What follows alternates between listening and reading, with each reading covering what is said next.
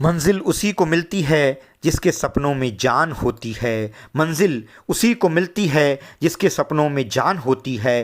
पंखों से कुछ नहीं होता, हौसलों की उड़ान होती है।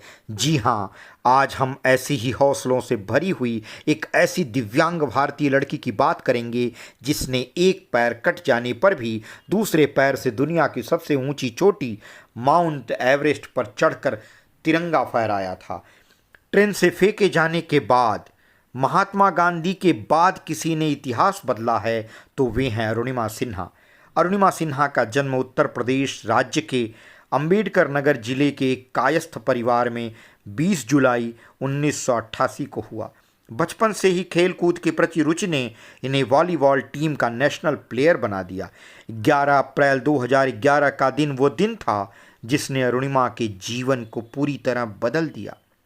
इसी दिन अरुणिमा पद्मावती एक्सप्रेस से लखनऊ से दिल्ली जा रही थीं। रात के समय कुछ अपराधी इनके स्लीपर क्लास के डिब्बे में घुस आते हैं। वे इनके गले में पड़ी सोने की चैन छीनने की कोशिश करते हैं, जिससे अपने बचाव में वे उन बदमाशों से हाथापाई भी करती हैं, लेकिन वे संख्या में 4 से 5 थे। अरुणिमा को उन्होंने उठा करके ट्रेन के डिब्बे से बाहर फेंक दिया। यह घटना बरेली के पास होती है। ट्रेन के फेंके जाने पर अरुणिमा दूसरी पटरी पर आ रही ट्रेन से टकराकर पटरी पर गिर पड़ती हैं। ट्रेन गुजरने के बाद उन्हें यह एहसास होता है कि उनका बायां पैर कट चुका है, पर शरीर में ताकत न होने के कारण वे उठ नहीं पाती।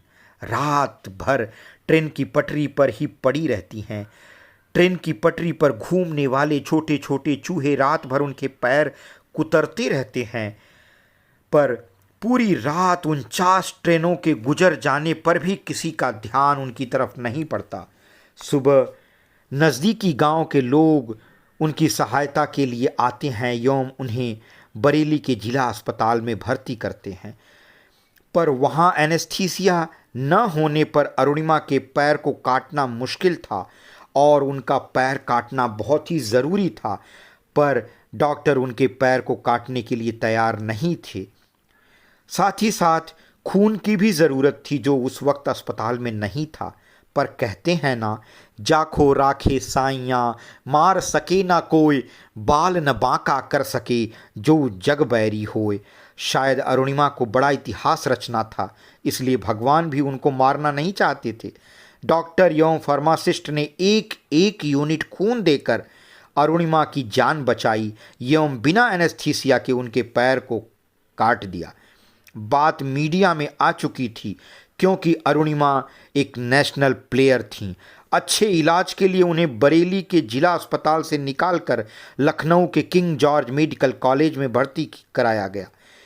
खेल मंत्री की मदद से उन्हें उस अस्पताल से निकाल करके दिल्ली के एम्स अस्पताल में भर्ती किया गया, जहां 4 महीने के लंबे समय तक उनका इलाज चलता रहा और वे हॉस्पिटल के बेड पर पड़ी पड़ी यही विचार करती रहीं कि मुझे कुछ बड़ा करना है, और उन्होंने दृढ़ निश्चय किया कि ठीक होने के बाद वे एवरेस्ट पर चढ़ाई करेंगी और एवरेस्ट फतेह करेंगी।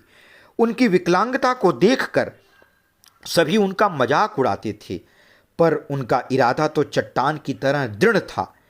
इस इरादे को हकीकत में बदलने के लिए वे एवरेस्ट पर फतेह करने वाली पहली भारतीय महिला बचेंद्री पाल जी से मिली। बचेंद्री पाल जी ने उन्हें गले से लगाकर कहा, अरुणिमा, अपने दिल में तो तुम एवरेस्ट पर पहले ही चढ़ाई कर चुकी हो, अब तो केवल लोगों को दिखाने के लिए चढ़ना है। अरुणिमा ने निश्चय कर लिया था कि मैं कभी बैसाखी लेकर नहीं चलूंगी। अरुणिमा स्वामी विवेकानंद को अपना आध्यात्मिक गुरु मानती हैं। उन्होंने स्वामी जी के एक आदर्श वाक्य को अपने जीवन का मंत्र बनाया है, उठो, जागो और अपने लक्ष्य की प्राप्ति तक रुको नहीं।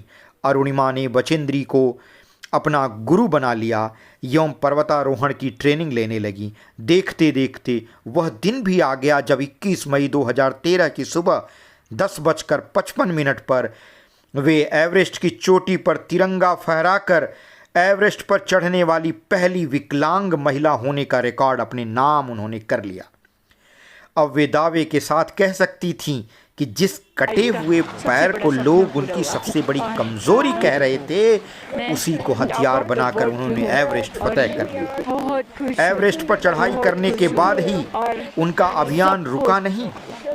इसके बाद वे विश्व के सभी महाद्वीपों की उच्च चोटियों पर चढ़ने का खिताब भी अपने नाम कर लिया। और वो अपने लक्ष्य को जरूर भारत सरकार ने उनकी उपलब्धियों को देखते हुए 2015 में भारत सरकार का चौथा सर्वोच्च पुरस्कार पद्मश्री देकर उन्हें सम्मानित किया। मैथिली शरण गुप्त की कविता की एक पंक्ति है, वही समर्थ भाव है कि तारता हुआ तरे, वही समर्थ भाव है कि तारता हुआ तरे, वही मनुष्य है कि जो मनुष्य के लिए मरे। सच्चा मनुष्य तो वही है जो दूसरों को तारता हुआ खुद को तारे, अर्थात अपना कल्याण करे। अरुणिमा सिन्हा ने भी अपने जैसे सैकड़ों हजारों दिव्यांगों का सहारा बनने का प्रण लिया और इसी प्रण को पूरा करने के लिए उन्होंने अरुणिमा सिन्हा फाउंडेशन की स्थापना किया।